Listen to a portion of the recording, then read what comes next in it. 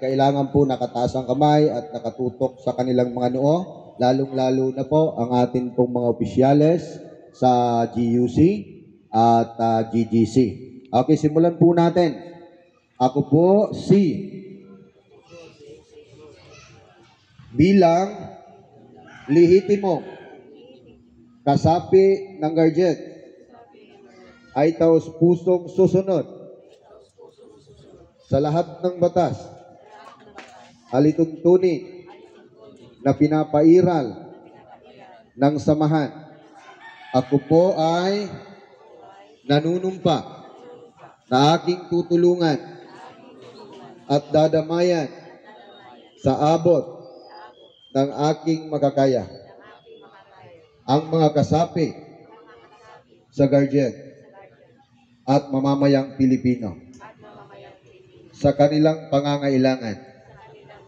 Aking iwawaglit sa isipan ang anumang galit at tampo sa lahat ng kasapi upang mapanatili ang paggalang sa bawat isa tungo sa ikatatatag at pagkakaisa ng lahat ng guardian. Kaugnay nito, ang dugong nananalaytay sa aking katauhan ang siyang magiging kaakibat ng aking lagda, simbolo ng aking taus-pusong katapatan sa samahan at sambayang Pilipino.